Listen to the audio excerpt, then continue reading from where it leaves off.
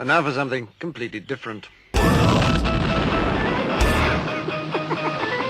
It's a rich world. Forget everything you've been told by others before. Get ready for the real deal, the full story, real talk about money, markets, life. Now, it's The Real Investment Show with Lance Roberts, presented by RIA Advisors.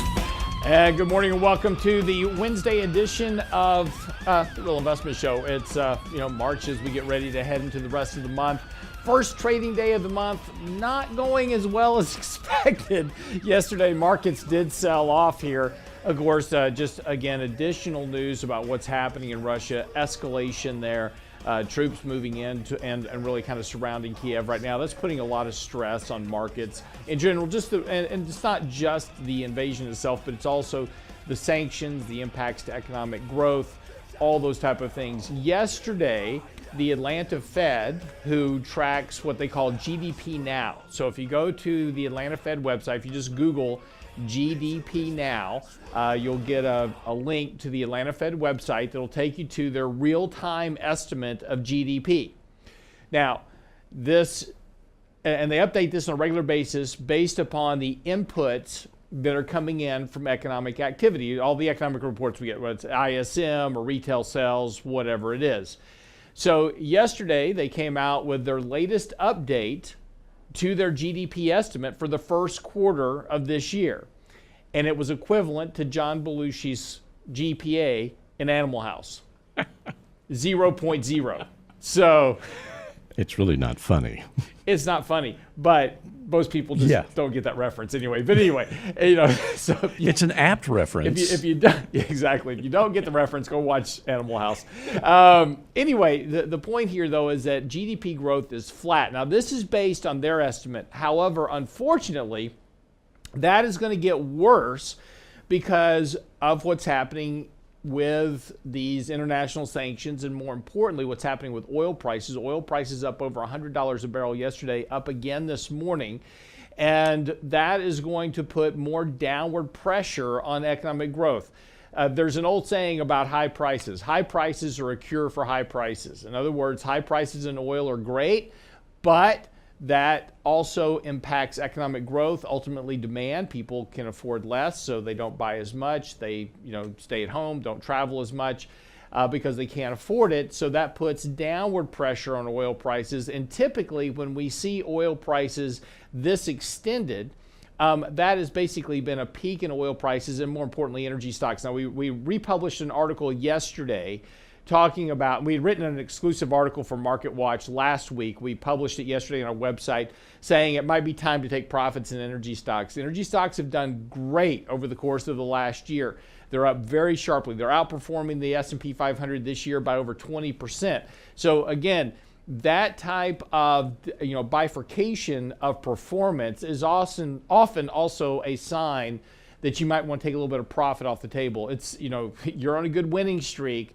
Don't let it all revert to a loss, right? So take a few profits. Doesn't mean sell. Look, let me be really clear. When I say profits, I always get emails like, why are you selling everything? Oil prices are up. We're not selling everything. We're taking a little profit here, right? Just reducing our positions back to market weight. And we'll talk about that some more this morning about how to risk size a position. We'll do that with Danny Ratliff when he joins us here in a few minutes. Outside of that, though, not only did oil prices do well, bonds have been doing exceptionally well. We talked about earlier this year about adding bonds to our portfolio, and particularly as we kind of were really getting extended here to the downside on yields, as yields were kind of breaking above 2%. We were talking about adding bonds to portfolios. Of course, we got a lot of emails like, why are you buying bonds? Yields are going up. Don't you know the Fed's raising interest rates?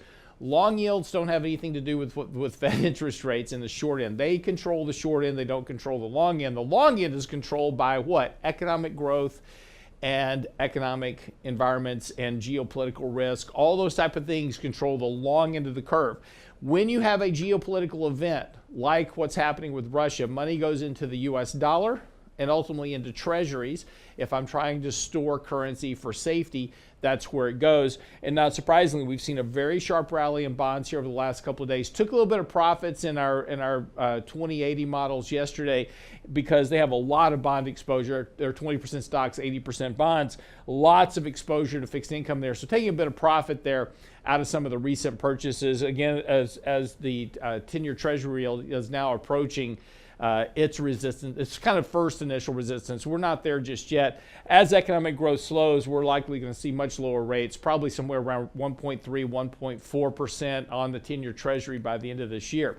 So again, there's more to go here, but wouldn't be surprising here to see a little bit of relief in the markets. As we had talked about yesterday in particular, we're at that point kind of in the markets where markets are really trying to make a decision here about what's going to happen. There's a lot of headwinds, of course, with equities. We had a little sell-off yesterday after a very sharp rally, really not surprising. Markets did rally kind of right into resistance a bit, sold off a bit yesterday. Now, futures are pointing up this morning, about 250 points on the Dow, about another 30 points on the S&P. So we'll see a little bit of a reflexive rally this morning. Again, stock price is really trying to hold above these previous support levels at January lows. That's a good positive sign. We're getting close. We do have a buy signal in place as well. That's supportive of markets. And more importantly, supportive of markets has been really kind of Bitcoin, because Bitcoin is this kind of risk on, risk off attitude. And it's more of a speculative investment than it is really kind of anything else. But Bitcoin has had a very nice rally here. Cryptocurrencies in general have had a very nice rally here over the last couple of days. Now, they're getting a bit extended here on this rally. But it's been good, but they did trigger a buy signal. That does suggest there is some more upside here to cryptocurrencies, at least in the short term. And again, that's that speculative flavor, which suggests that we might get a little bit more bullish push in the S&P here for the next week or so, heading into the Fed meeting. But don't dismiss this as, the risk that we're currently facing, because while we have this going on with Russia, which is a problem, the sanctions are a problem economically, oil prices are a problem economically, but high oil prices also inflationary. Now you've got the Fed coming up at the 15th of the month. They're going to be talking about hiking interest rates. They're in a really tough spot here.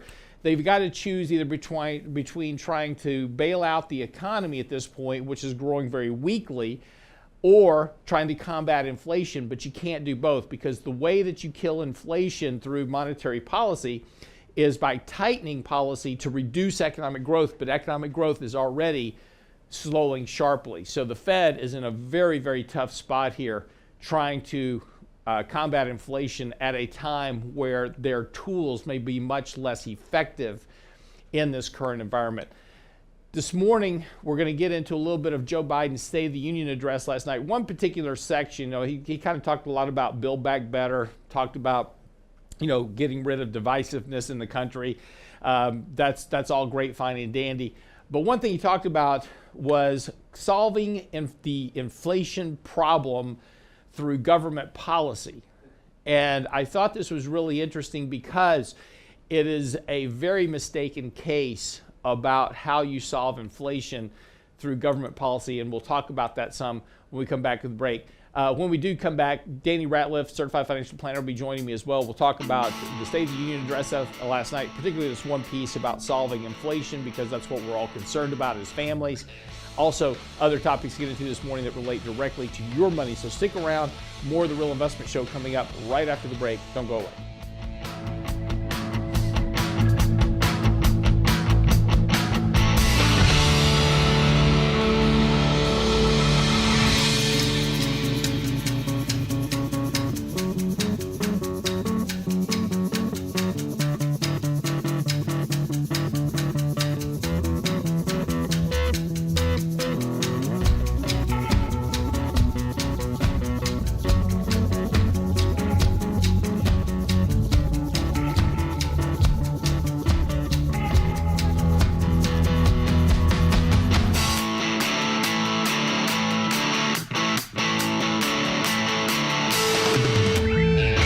Get daily investment news you can use, delivered at the speed of the internet at realinvestmentadvice.com. FAFSA.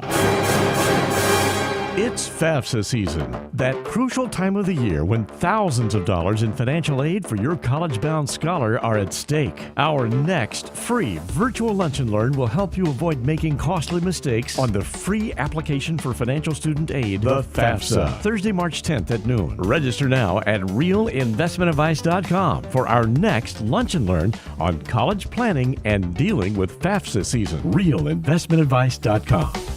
Anyone can sell you insurance, and they'll gladly take your premium dollars. The RIA Insurance Agency can provide you with insurance solutions tailor-made for your needs and lifestyle. Because everyone's assets are different, let RIA Insurance review what you need to protect and how. We won't sell you insurance, but what you need will be a matter of policy. RIA Insurance Agency. 888-915-0780. 888-915-0780. realinvestmentadvice.com. Click on the insurance tab. Do you know what you don't know when hiring and retaining quality employees? Compensation is more than just wages. It's personal time off, the vacation days, healthcare benefits, a 401k. Do you know what's important to them? Hi, I'm Tom Allen, RIA Advisors Retirement Plan Consultant.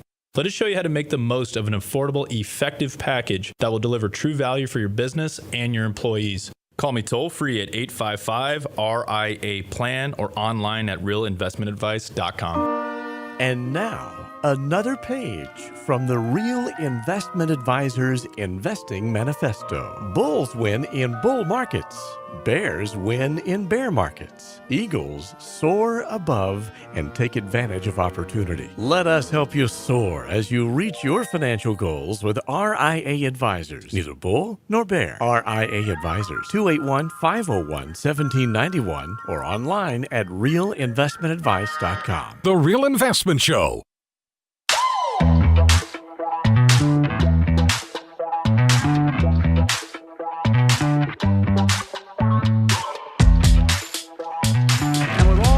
Spots in our economy, record job growth, higher wages, too many families are struggling to keep up with their bills. Inflation is robbing them of gains they thought otherwise they would be able to feel. I get it. That's why my top priority is getting prices under control. Look, our economy roared back faster than almost anyone predicted, but the pandemic meant that businesses had a hard time hiring enough people because of the pandemic to keep up production in their factories. So you didn't have people making those beams that went into buildings because they were out. The factory was closed. The panic also disrupted the global supply chain. Factories close. When that happens, it takes longer to make goods and get them to the warehouses, to the stores, and prices go up. Look at cars last year. 1/3 of all the inflation was because of automobile sales. There weren't enough semiconductors to make all the cars that people wanted to buy. And guess what? Prices of automobiles went way up, especially used vehicles as well. And so we have a choice. One way to fight inflation is to drive down wages and make Americans poorer. I think I have a better idea to fight inflation. Lower your costs, not your wages. The solution to solving inflation, according to President Biden, is to lower costs rather than lower wages. And it's an interesting idea, right? And so the speech goes on, of course, and he talks about how do we do that? Well, we bring all the manufacturing now back to America, right? We manufacture it here. We buy American, we build American. Sounds very similar to the previous administration, whose entire premise of getting elected was to make America great again. Interesting to see, the entire, recycling of the same message that we need to bring, manufacturing and things back to the U.S. But that doesn't solve your inflation problem. It actually would make it worse. And the reason is, as we've talked about before, and this is what we're seeing going on right now, your highest input cost to any business is labor. It is the biggest ticket item you get because it's not just the cost of wages, it's the taxes on top of the labor, it's the benefits, it's the health care, it's the 401k plan matching, it's all the other things that we all want, right? As individuals, I don't want to go to work for a company that's not going to give me a 401k plan and full medical coverage, right? I mean, why would I do that? But those are all costs that ultimately have to get embedded into the products that we produce. And we've talked about this before on the show, and it's just something that seems to magically just kind of bypass the average American that says, we need to have higher wages. I need $15 an hour. In fact, that was a point that Joe Biden made last night, is that we need to pass the $15 hour minimum wage. It sounds great, but somebody has to pay that cost. It's not free. And if I have to pay a higher wage than what I pay overseas, well, then that means that cost has to get embedded. So in other words, instead of buying a flat screen, Brent just went and bought a brand new flat screen television just over the weekend, didn't you? A couple of weekends ago. A couple of weekends ago. What'd you pay for that? It was 65 inch, right? 65, yeah. Just under $300. $300. No. $3,000. Yeah. I wish. But if you want to buy that same television, made in America, it would cost you probably north of $6,000 because of all the embedded costs. And look, this is just simply a function of how the math works. And this is why labor ultimately goes to the lowest cost provider. We don't like the fact that we produce everything in other countries like Korea and China and Mexico and other places, but it's because that's the lowest cost of labor. You may like that. You may not like that we produce elsewhere. We're shipping our jobs offshore. And this has been one of the great thorns in the sides of American unionization, is like, we're offshoring all of our jobs. Yes, we are, because that's the lowest cost of labor. It's what keeps costs down. And that's what allows you to have the things that you have in your house, because we want the lowest cost of goods. And what we do as Americans is we export inflation to import deflation. So look around your house. How many things you own in your house that are manufactured in America versus manufactured everywhere else around the world, from clothes to furniture to electronics, etc. And the reason is that we're importing deflation. We import deflation. We are keeping costs down. To Joe Biden's point, we don't need to lower wages if we can import deflation.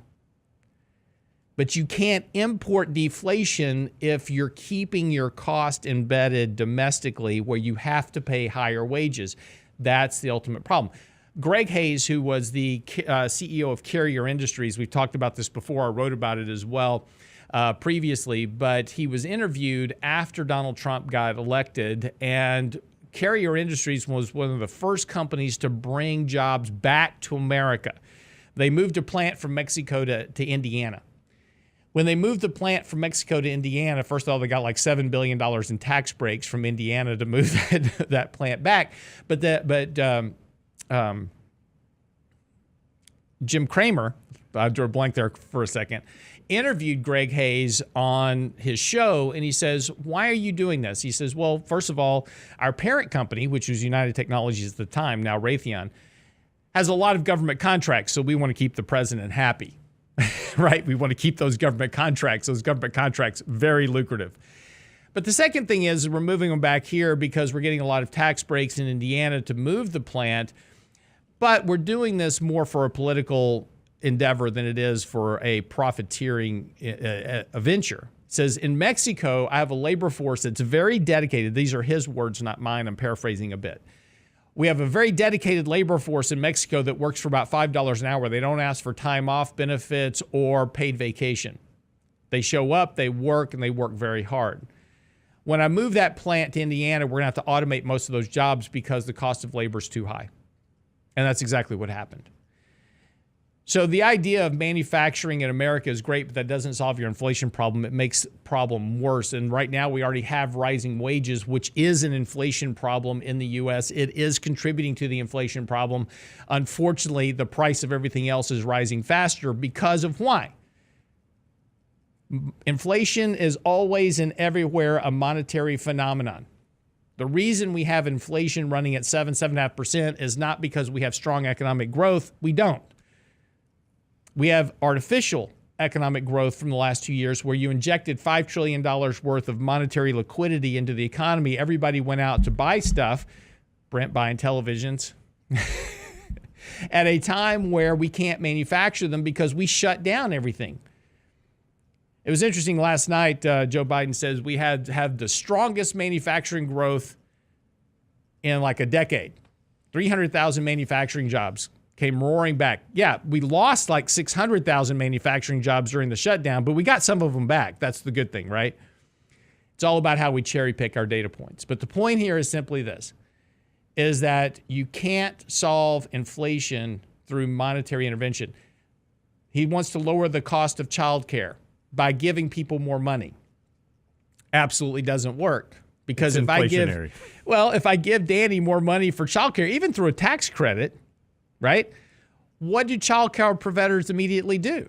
Childcare providers raise their prices because I know Danny's got more money to pay for it. This is the whole problem with everything we've been doing for the last 2 years, is that everything that we do government-wise is inflationary, not deflationary. Danny, good morning. Welcome to the show. Sorry, I had a little rant to get off on this morning. No, good morning. No, and all really valid points. I mean, if you think about it, the monetary and fiscal policy, this has been creating an issue, and it will continue to create an issue. And you mentioned how you cherry pick all these different ideas in the sense of saying, hey, look how good this is. 300,000 people are back to work. Well, guess what? 300,000 are still sitting on the sideline. Money that was there that, this whole environment was inflationary regardless if they had not taken away all the things that made it inflationary, but now it's even worse because people have less money in their pocket, yet we still have that inflation that's still here. Right. So that's where the bigger issue lies, I think. And it's hitting households everywhere. We all love the idea of made in USA, but we hate paying for it. Yeah. Well, it all comes down to that, right? Ultimately, at the end of the day, it's what we pay for things. And, this is one of the big challenges right now. And unfortunately, it's a huge challenge for the Fed. I was just talking about it in the opening segment, is that the Atlanta Fed just came out and pegged GDP at 0. And that is before the impact of higher oil prices, which will slow economic growth even more. So there's a real risk right now. If the Fed does nothing, there's a real risk we could be near a recessionary drag by the end of this year. If they hike rates, that's going to accelerate that recessionary drag even faster. So the idea that the Fed is going to hike 3, 4, 5, 6, 7 times this year, which were some of the estimates, those estimates for the number of rate hikes are coming down sharply. In other words, the Fed may be able to hike 3 times, maybe 4 times. But here's the problem. The actual worst thing for the Federal Reserve is to be caught at 0 on interest rates and a recession hits, because they have no policy tool. Quantitative easing is great for supporting asset markets, but it does nothing to help increase economic activity. The only thing that helps increase economic activity has been lowering interest rates, but you're already at 0. And the Fed has a real problem trying to go into negative interest rate environment. Doesn't mean they can't, but there's a lot of other negative consequences economically that occur once you get into negative interest rates. So, this is going to be a real problem for the Fed. And the lesser of two evils may just be the Fed hiking rates fast enough to get to, say, 1% on the Fed funds rate to give them some breathing room, but it causes the onset of a recession much quicker. Be right back after the break.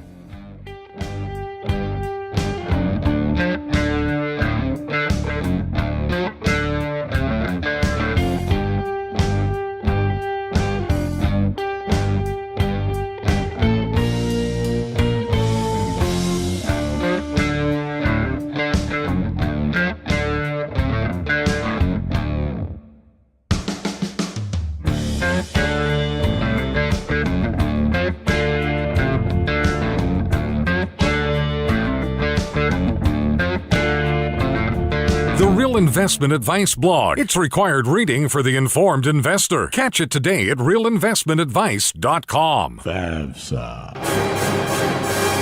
It's FAFSA season, that crucial time of the year when thousands of dollars in financial aid for your college-bound scholar are at stake. Our next free virtual Lunch and Learn will help you avoid making costly mistakes on the free application for financial student aid, the FAFSA. Thursday, March 10th at noon. Register now at realinvestmentadvice.com for our next Lunch and Learn on college planning and dealing with FAFSA season. Realinvestmentadvice.com. Anyone can sell you insurance, and they'll gladly take your premium dollars. The RIA Insurance Agency can provide you with insurance solutions tailor-made for your needs and lifestyle. Because everyone's assets are different, let RIA Insurance review what you need to protect and how. We won't sell you insurance, but what you need will be a matter of policy. RIA Insurance Agency. 888-915-0780. 888-915-0780. Realinvestmentadvice.com. Click on the insurance tab.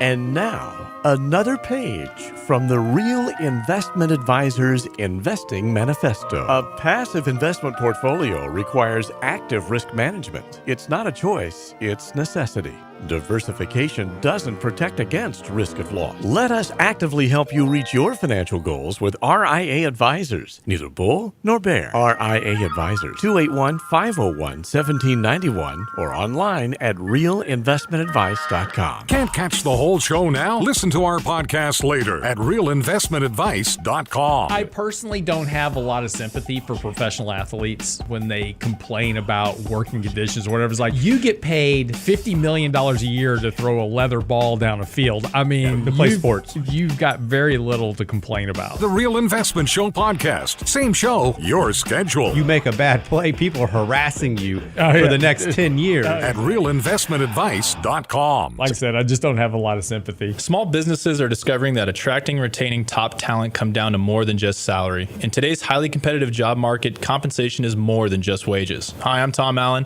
RIA Advisors Retirement Plan Consultant. Healthcare and retirement plans can make the difference in hiring and retaining the best employees. We can show you how to build an affordable, effective employment package that delivers true value for your workers and your business. Call me toll-free at 855-RIA-PLAN or online at realinvestmentadvice.com. Real Investment Show podcasts are now available from Stitcher Smart Radio at Stitcher.com. Hi, Lance Roberts here. If you're like most people, your 401k plan represents the bulk of your retirement assets. And unfortunately for many, managing your 401k plan can be difficult. There's so many choices, so many things to consider. With just a quick email, a couple of questions, you can put RIA Advisors to work for you managing your 401k plan. It's a quick and easy application. Just simply click Ask a Question at realinvestmentadvice.com or give us a call at 855-RIA-PLAN. That's realinvestmentadvice.com. It's FAFSA season, that crucial time of the year when thousands of dollars in financial aid for your college-bound scholar are at stake. Our next free virtual Lunch and Learn will help you avoid making costly mistakes on the free application for financial student aid, the FAFSA. Thursday, March 10th at noon. Register now at realinvestmentadvice.com. You're listening to The Real Investment Show.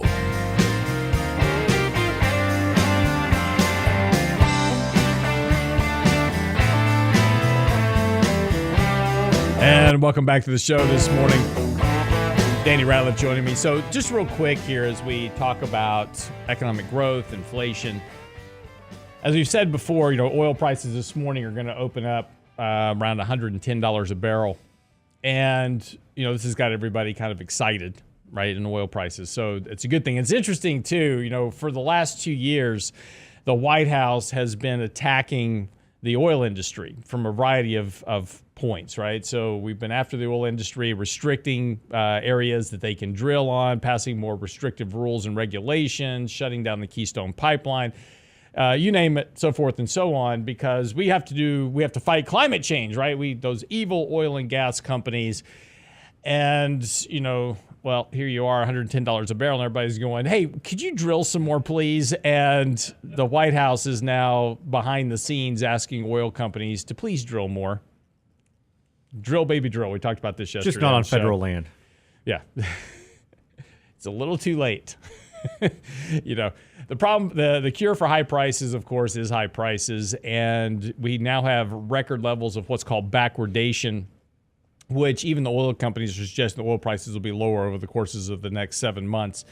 So this is, going to be emblematic of some of the problems. And one of the things we've written about before is that this inflationary surge that we're seeing is going to lead to disinflation over the course of the rest of this year. Now, these higher oil prices are going to slow that disinflationary process temporarily, but once we get into that later stages of the year, you'll start to witness disinflation from a variety of fronts. And part of it is just simply because of how we calculate inflation. It's a year-over-year calculation. So as the front months of the year-over-year calculation, so in other words, right now we're looking at inflation for the month of February. As we get into March, we'll be looking at February versus February of last year. Once we get into April actually had positive prints of inflation versus negative prints of inflation that we had in January, February, March of last year. So as we start getting into these higher rates of inflation, now just imagine in a year from now, right? So when we get into February, March of next year, we're going to be comparing to 7% prints of inflation, 8% prints of inflation, right? So now all of a sudden, if we're not running 16% inflation in 2023, right? If we're just running the same rate of inflation in 2023 that we're running today, inflation will be zero. That will be the rate of change of inflation. It'll be zero. Now, prices remain high. That doesn't mean prices went down. It just means the inflation will be zero, which is well below the Fed's target 2% rate. So this is going to be the problem. What we're going to witness is not necessarily deflation in terms of prices falling. Prices will fall as the economy slows, by the way. But the difference between disinflation and deflation is disinflation is where we go from having inflation to lower rates of inflation. Deflation is when you go below zero, right? We have negative growth in prices and rates. Now, we'll get to that, too, again, as we get into 2023 and we're comparing over year-over-year basis, we will have deflation in 2023, particularly as we start slowing the economy back down to 2% or less in terms of economic growth, if not recessionary, at some point between the end of this year and next year. So that's the differential, though, between disinflation and deflation. But they're all basically in the same situation, is that high prices are a cure for high prices because they crimp demand and they slow economic growth. And then when you have that problem, that slows demand, lowers prices, and things start to go in the other direction. That's simply what will happen here. It's just a function of math and time. It's not anything magical. It's just the way it works. But let's talk a little bit about Russia here, because it's interesting. There's not just Russia from the standpoint that of just the invasion, but on the investment markets as well. I'm getting a lot of emails, saying, should we buy Russian ETFs, right? Is this time to start buying the Russia ETF? And as an example, that ETF was down another 23% yesterday. And the answer is that, sure, there may be some time here where you can buy a ETF based on Russia or buy actual Russian stocks. The question is going to be which ones are in business by the time this all resolves itself. I mean, you may want to buy Lukoil or Rosneft, right? Huge oil companies, but because of what's happening, they could very well file for bankruptcy. Doesn't mean now, and again, you got to be careful about this, because bankruptcy doesn't mean a company goes out of business. It just means that the shares you own are worthless and the company goes through bankruptcy reorganization, gets relisted under a different symbol with new shares, and you're still at zero, and whoever buys it next, gets the benefit. So the question is not knowing which companies survive. I don't have that answer. I am sure, I would feel confident in saying that probably Rosneft and Lukoil and others are going to survive. But it kind of really depends on these sanctions and government interventions. And do they open Russia back up to interacting with the rest of the world? Do they keep them locked out of international exchanges? I don't know those answers. Nobody does. Depends on how long this thing goes. So you've got to be very careful here, looking at, things like this. And again, I certainly see the opportunity. The Russian ETF, as an example, was trading at roughly $52, almost $53 just back in November. It's currently trading at $6 today.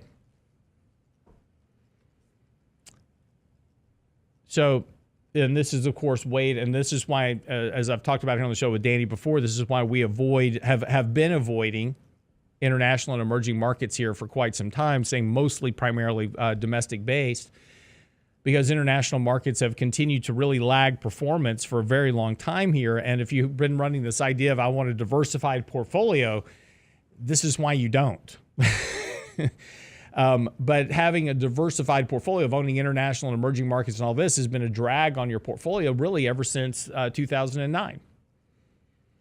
Being domestically based has been a much better place to be in terms of your portfolio. So understanding these dynamics are very important in how they impact your money.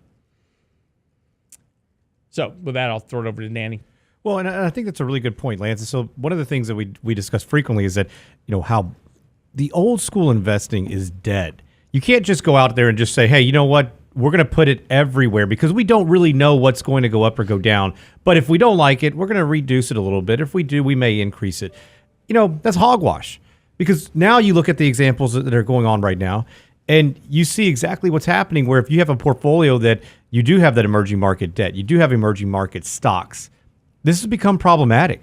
Now, most of them don't have a ton of Russian exposure. On average, you're looking at emerging market debt. It's a little bit over 3 to 4% is what you see. But some of these bigger funds actually have a lot more exposure than I think what most people would be comfortable with, especially in this environment and seeing what some of these have gone down.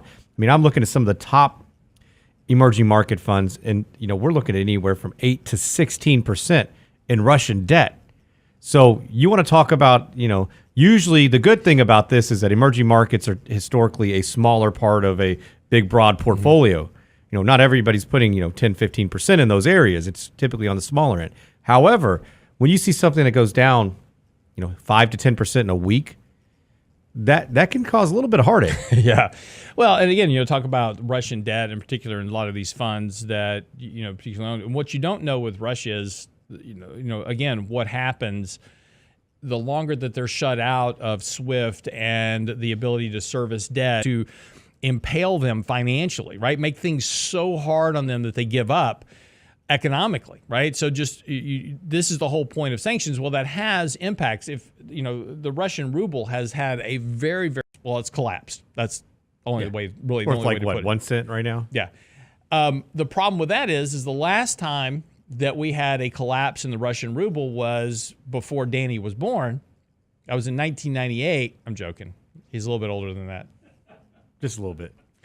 But in 1998, we were talking about long-term capital management. And this is where we had this $100 billion, hedge fund that was run by PhDs here in the U.S. They were supposed to be the brightest of the bright, and they had leveraged themselves up, and they wind up blowing up over the Russian debt default. And, the Federal Reserve had to bail them out.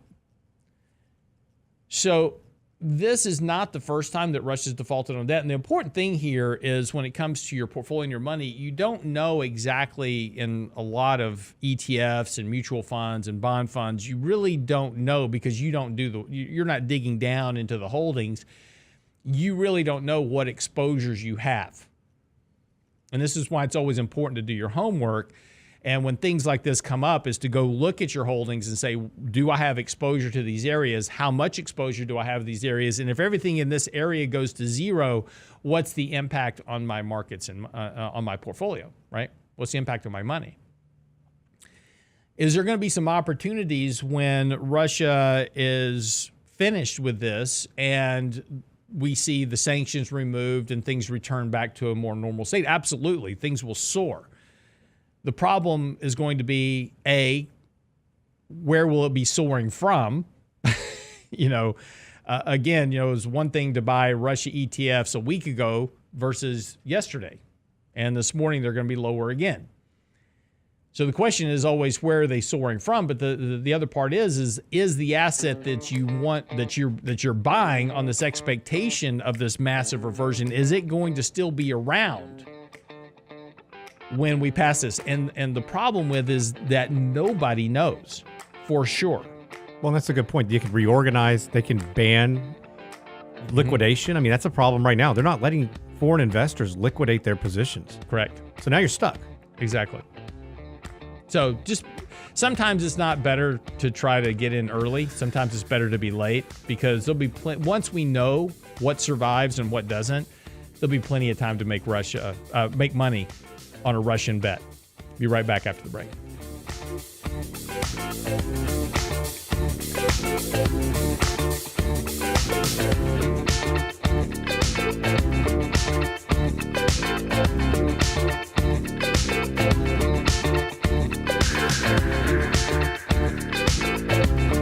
Get daily investment news you can use, delivered at the speed of the internet at realinvestmentadvice.com. FAFSA. It's FAFSA season, that crucial time of the year when thousands of dollars in financial aid for your college-bound scholar are at stake. Our next free virtual lunch and learn will help you avoid making costly mistakes on the free application for financial student aid, the FAFSA. Thursday, March 10th at noon. Register now at realinvestmentadvice.com for our next lunch and learn on college planning and dealing with FAFSA season. realinvestmentadvice.com. Anyone can sell you insurance, and they'll gladly take your premium dollars. The RIA Insurance Agency can provide you with insurance solutions tailor-made for your needs and lifestyle. Because everyone's assets are different, let RIA Insurance review what you need to protect and how. We won't sell you insurance, but what you need will be a matter of policy. RIA Insurance Agency. 888-915-0780. 888-915-0780. RealInvestmentAdvice.com. Click on the insurance tab. What worries you about your money? Enhance your financial success with RIA Advisors' free financial planning tool, MyBlocks. It's our online modular manager for your money and your life. Does your vision of retirement match up to reality? MyBlocks can help to determine how much you'll need and how you can achieve. Create your own personal financial vision for the next decade with MyBlocks, our free tool at RIAadvisors.com. Click on the Client Portal tab, RIAadvisors.com. And now, another page from the Real Investment Advisors Investing Manifesto. Manage risk and volatility rather than trying to manage gains. You don't have to be right all the time. Long-term investing success is a 70% gain. Let us help you reach your financial goals with RIA Advisors. Neither bull nor bear. RIA Advisors, 281-501-1791 or online at realinvestmentadvice.com. The Real Investment Show.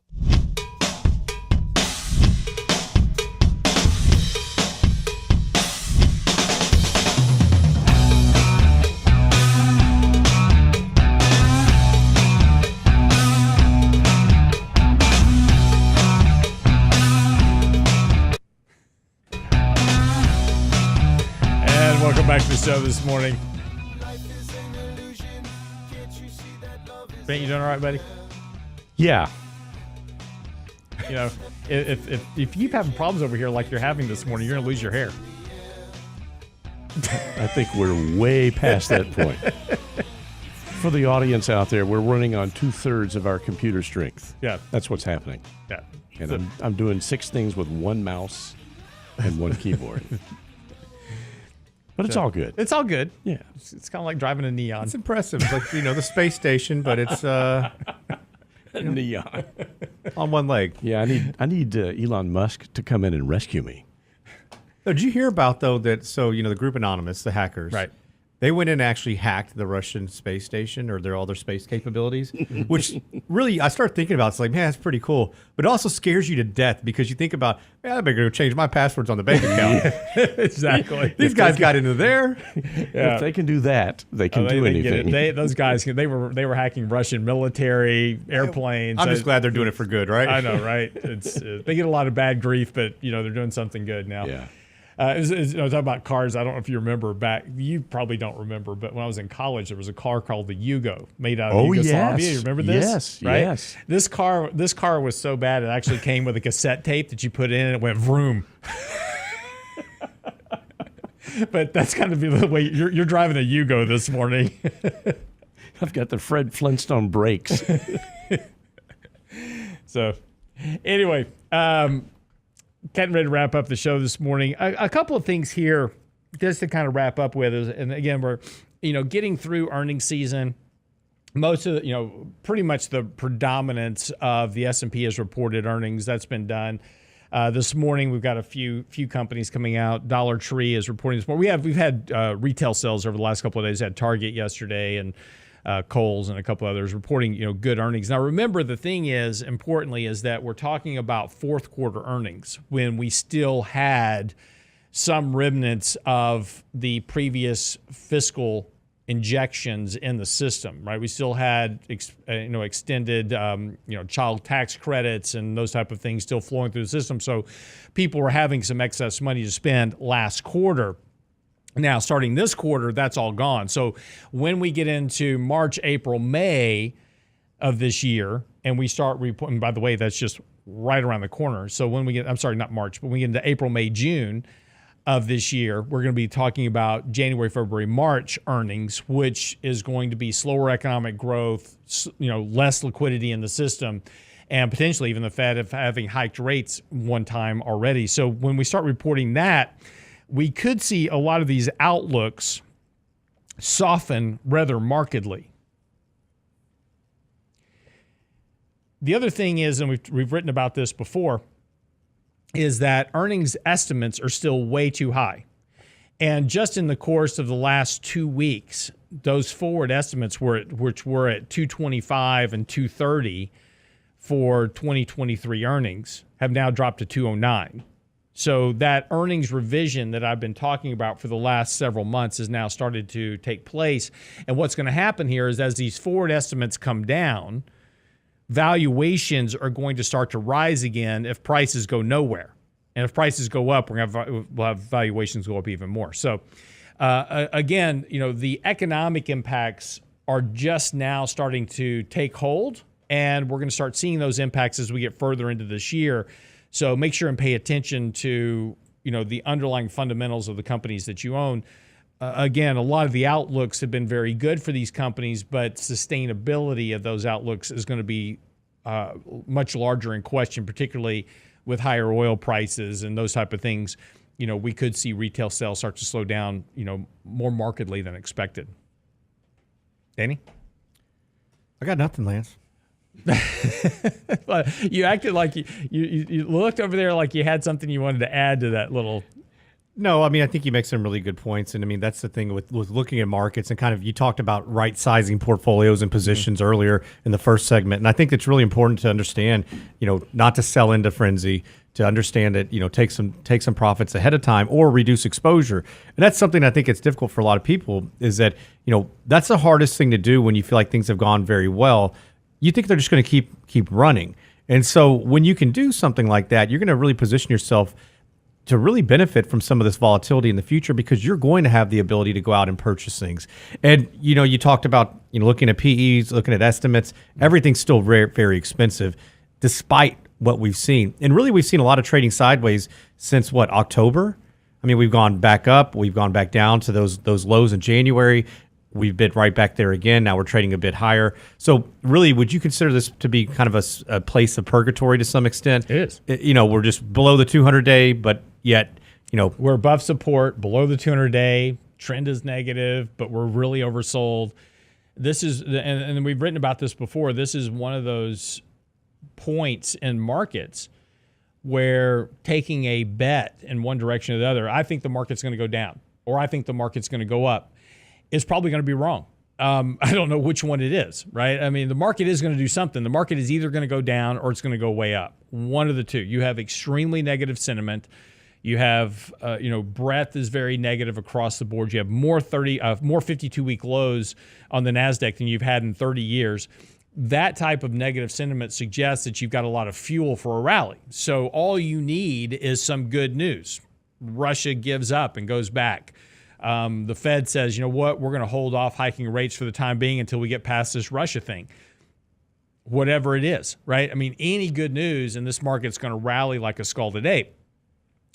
Other side of this is that you have the markets in a very negative downtrend. They are overvalued. There's a tremendous amount of the Fed's about to start hiking interest rates. Inflation is running rampant. Those are all very bearish economically and very bearish for markets. Historically, it suggests that prices should go lower. So again, there's a case to be made. And of course, I'm getting a lot of emails from people like, I'm just all in gold, right now because I'm betting on the end of the world as I know it. That's dangerous because if the market does the opposite, you really stand to get hurt. And again, we've written an article about this recently, is that trying to avoid a crash can be just as bad for your portfolio than actually being in the crash. Because what happened after 2009, people did a good job getting out of the markets in 2008. They avoided the entire crash in 2008 and early 2009. That's great. They saved all that money. The problem is they never got back in. And then 400% later on the rally in the market, they're now starting to try to figure out how to get back in the markets, right? So, you missed by missing a 50% decline. That was great. You also missed the 400% gain. And I'm not making that up. Danny will tell you, he gets calls from people all the time that have been out of the market for a decade. So, it's important to navigate these things. You don't want to participate, in a 50% decline. Absolutely not.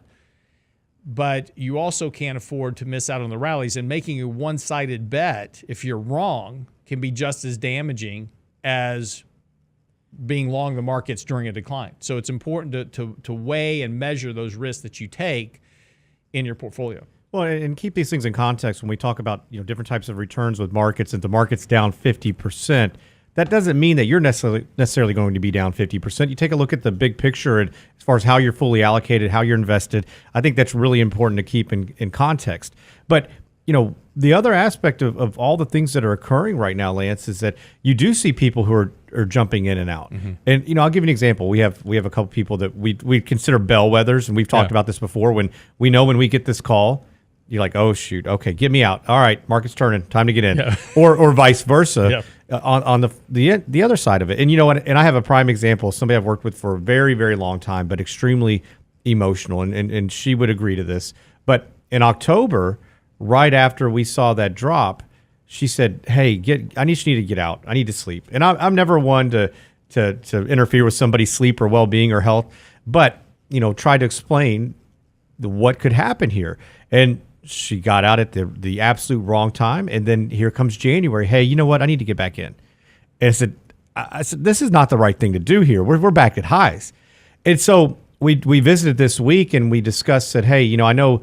We can make this pros and cons list. And I tell people who've been out of the market for a long time this as well, is that the cons are typically going to outweigh the pros.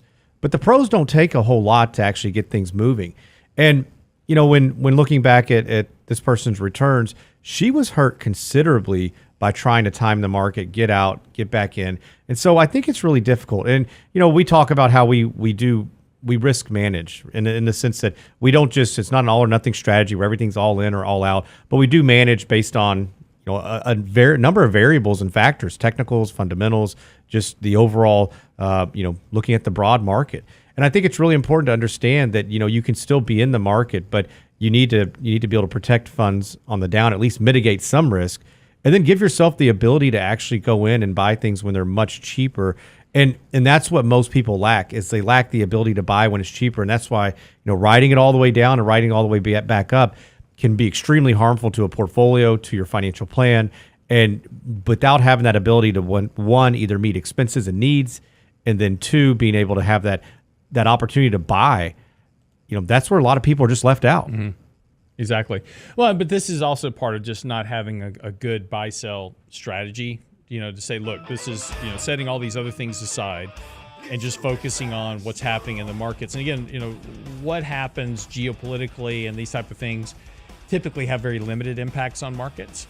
And even though that they're very emotional, they have much less impact on the financial markets. Again, what does the Russian invasion have to do with the earnings for Target, as an example?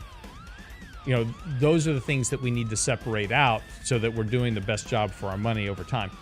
Danny, thanks for joining me today. Of course, get by our website. We've got new articles out this morning with Michael Leibowitz. Also, it's the monthly valuation update from Brett Freeze. That's on the website now, realinvestmentadvice.com. We have all of our updates and commentaries out as well for simplevisor.com. That's our fully automated investment service for you to help you manage your money better. Complete research platform to help you manage your stocks better. Simplevisor.com. Check it out. Also, if you have any other questions or comments for me or Danny, feel free to email us. realinvestmentadvice.com. See you back here tomorrow. It's a rich man's world.